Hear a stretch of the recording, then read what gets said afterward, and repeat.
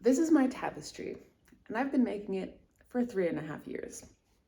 This is a project where I often have come across some kind of major creative block and I just don't get any further. And as a result, I just get stuck and can't even touch it for months.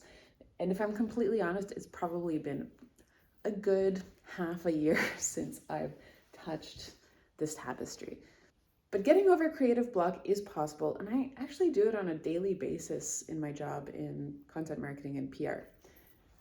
So I figured we would apply the same principles of getting over creative block to this creative project here. The first step was to understand what and where that block was coming from, the why.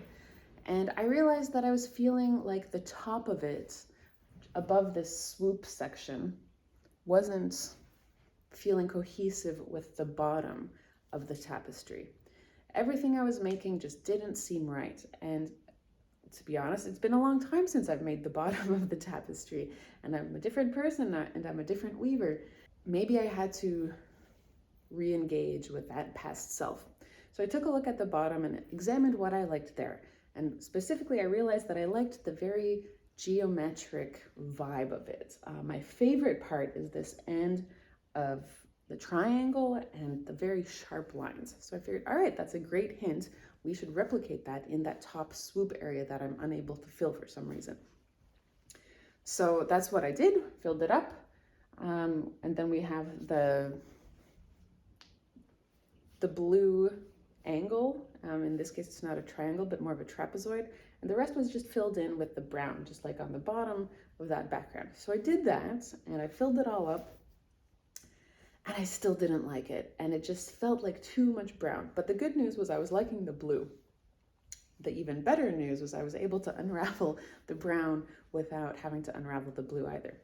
And so what I was feeling was that there was a need for more texture, some more visual interest. It was feeling very flat. So what I decided was to reintroduce the green, the lime green or chartreuse that we have pops of throughout the tapestry. So what I did was I replicated the technique that I used on the bottom with the green and implemented it on the top, thus about halving the amount of brown that we had. And now that it's done, I'm very happy with it. And so I was able to continue on with the tapestry and move towards finishing it.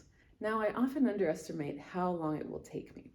The biggest amount of time that it takes in weaving is the decision making, and there's decision making at every step because each layer is woven in with a different color on that line, at least the way I've been weaving this tapestry in particular. And I was very excited to get to the top of this scoop because then I can revert to the finishing off section that I have at the bottom of what I started with, and the plan was just to mirror it on the top so that we have a sandwich of the same, the top and the bottom finisher.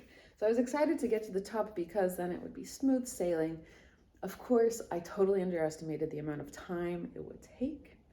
And so once you understand why you've got that creative block, then you've realized the plan of action. And this is key because I find that creative block comes from when you don't know what to do next. The most important, the most helpful thing you can do with creative block is to define the next step.